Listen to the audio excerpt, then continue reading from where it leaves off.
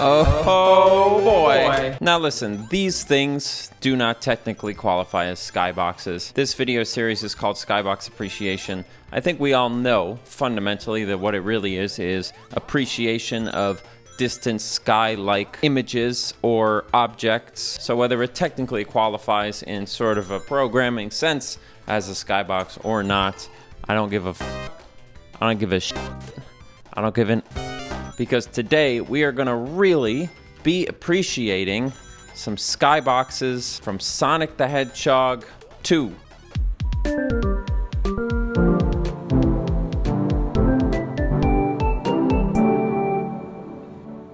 The world of parallax scrolling sky backgrounds in Super Nintendo games and Genesis games is full of unstoppable, indescribable beauty. And no game has more beautiful of a parallax skybox background than Sonic 2. I don't know if that's true. I'm sure we could find a game that I like even more, but Sonic 2 is really a gold standard. Now, when we usually talk about skyboxes, we've talked so far about a lot of Nintendo 64 games, and those are a beautiful thing. They are a beautiful element in a very particular kind of way. The things we're talking about today, these backgrounds in Sonic 2, do evoke some of the same feelings, but are really fundamentally different. And one of the most wonderful things about the skyboxes in Sonic 2 is they really lay into what people sort of used to refer to, or still refer to about old games, as blue sky games. A blue sky game is a game that has a bright blue sky, beautiful green trees,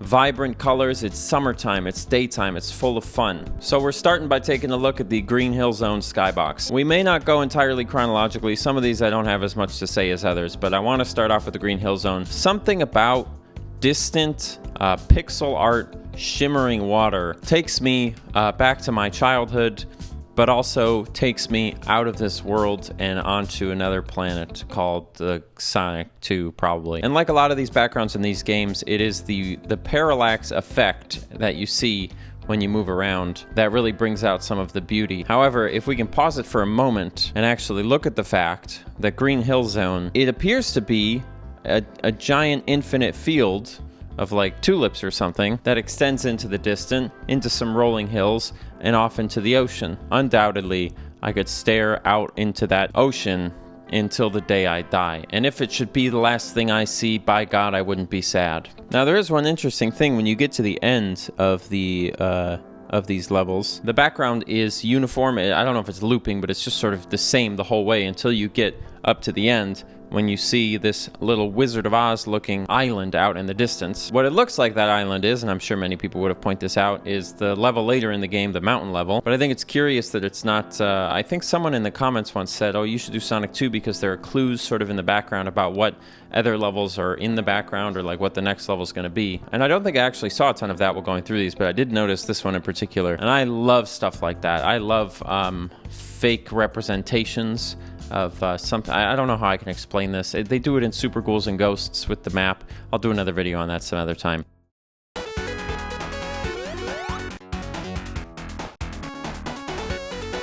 The background for the Chemical Plant Zone, also very good. A sprawling metropolis of perfectly square skyscrapers, a soulless, factory-driven town. There is no life. There is no grass. Shimmering chemical water separates you from the rest of the city. Gives sort of the impression, if you look hard enough, the impression that you're on kind of an island factory, some kind of oil refinery perhaps. But I always felt that the art, as you got lower in the level, the background stuff, kind of all the walls and this, it never did much for me. The tops of the buildings, very nice. The color choice, very nice. But everything going on in the foreground of this level, I think is kind of ugly. It's a good thing the song is so good. I kind of put Chemical Plant Zone aesthetically in the same boat as Metropolis Zone later in the game, but it's even worse in that case. It is just kind of a lot of claustrophobic sort of metal buildings. My fascination with Skybox did not come because I liked looking at factories. I like looking at skies. And you gotta have variety in these cases. You can't have 8 straight levels of just the most beautiful thing you've ever seen. It doesn't work. But these two, definitely not sort of the cream of the crop, so to speak. Now let's switch back to talk about some more naturalistic zones.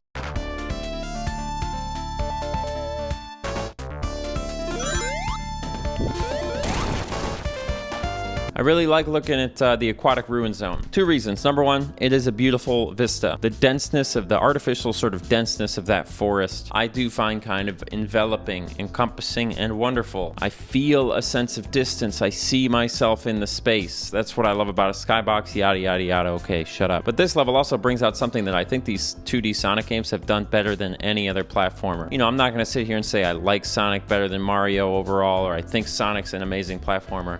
But one thing I don't see a lot of platformers do is they have this verticality to their background, to their skybox, where you can feel how high you are in the level based on your relationship with the background. This is an excellent example of that. When you're down in the depths of this, the background's a lot closer. It's a lot of things that are like rocks and walls and things that you're going to be interacting with directly. When you're up high, Jesus Christ, you're soaring high through the sky. You see the distance, you see the trees, the sky. It's stunning, it's beautiful, but it's that contrast that really makes it so. I kind of feel like I just say the exact same things in every one of these episodes, you know? So I guess really what these videos are is my talking is almost irrelevant. It's just a nice excuse for us to look at all these skies. The Hilltop Zone is another great example of this in terms of high versus low.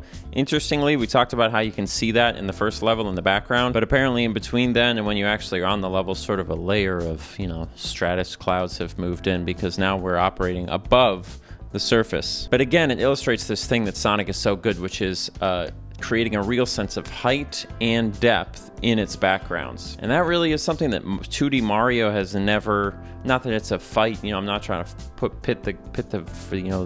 not trying to make the family not inbreed, what's the word? Not trying to cause infighting in the family. We can love 2 things at once, it turns out. But just as a point of contrast, I remember in New Super Mario Bros. U, when I first played that, I remember seeing those mountains in the distance and getting a little bit of that same sense and feeling like this wonderful sort of like, oh my god, they should do this more. And then they don't really. 2D Sonic has always nailed it in this regard with the aesthetics. Sonic is a moving piece of stimulation art, not so much a platformer in my opinion. Especially with the music too, Jesus Christ. Now so far we're kind of going through all these ones where it's like, oh my god, you're up high and there's a beautiful sky and oh, Austin sure does love his skies, and that is true. But this level, which is called whatever it's called, is a perfect illustration of what I'm talking about with depth.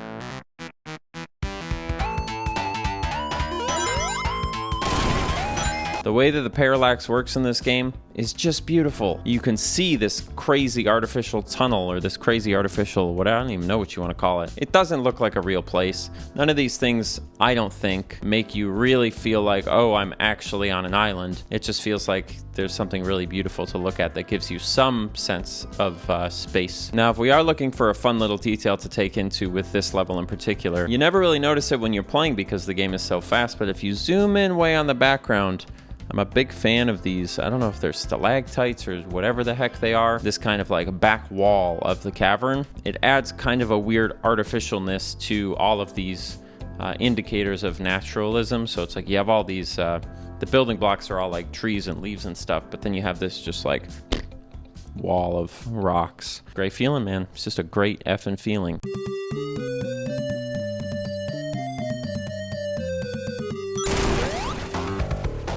Now we'll touch briefly on Sonic the Hedgehog 2 brought to you by ExxonMobil. This is a beautiful example of what I talked about, the exact stuff that I love in a skybox. You got these silhouetted in front of a gorgeous sunset, and then the thing that really brings this whole skybox together for me is none other than, ba-boom, clouds in the sun.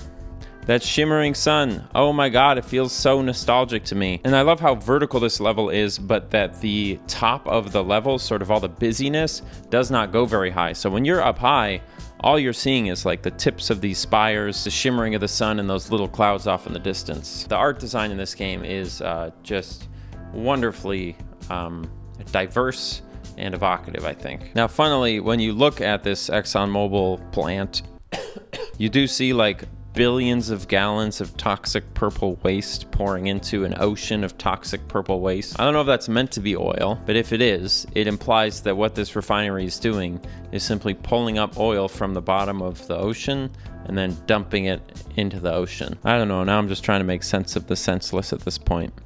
But I do love looking at that though. Isn't that something?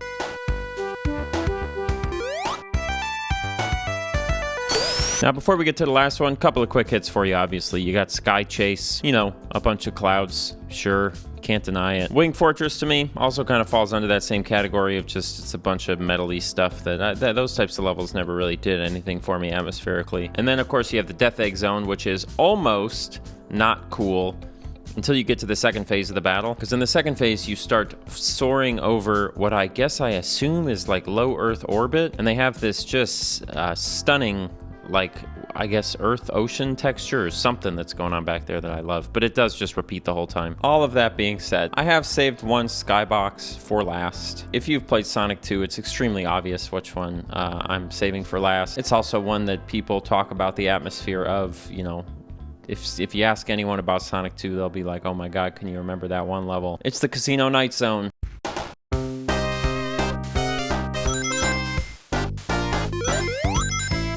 I don't know if I even want to bother trying to put into words what this makes me feel. I had a conversation the other day with a friend, and we were talking about favorite colors, least favorite colors, and we kind of settled on no color individually is sort of a favorite or a least favorite. It's a matter of what colors they're combined with. If I was smart, when it was my turn to sort of talk about what my favorite color combinations were, I could just put this Skybox up on the wall. It's not an exaggeration to say that when I look at this, it makes me want to cry. I don't think a Skybox needs to make me want to cry in order for it to be, you know, wonderful and valid. But this genuinely does. I cannot get enough of staring at this neon over black with the music and just the little details. What is it about it that makes me sad? I don't really know. Something about seeing like the little neon signs and like the really distant twinkly lights maybe it just makes me think of like looking out over a city at night, and anytime you do that, it's always because like you're with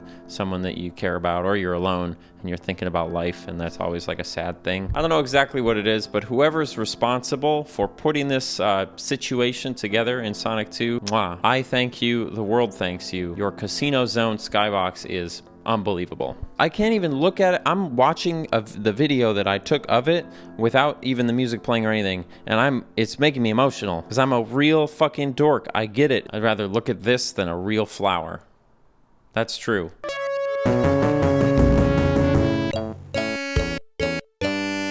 All right, that's it for Skyboxes in Sonic 2. Again, I know they're not technically Skyboxes. I did, however, as always, leave one out. If you know what Skybox I technically left out, put it in the comments. See if you can get it right. Are you able to describe why Casino Night Zone is so beautiful? If so, please post that in the comments, because I want to know so that in the future I can tell people why. And as always, if you have any suggestions for games that would be great for this video series, which is really expanded to just the series where we look at skies. If you know any games that you love that you want to get that kind of attention, post those in the comments too.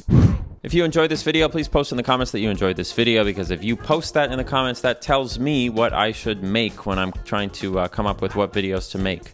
So if you enjoyed it, post in the comments, hey, I enjoyed this, please make more. I'm here to serve you.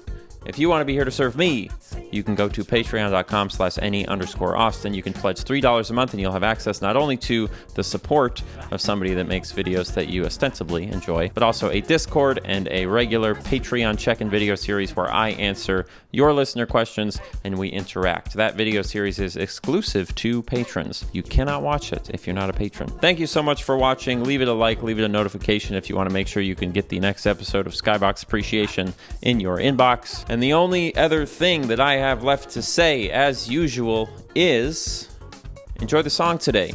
See you later.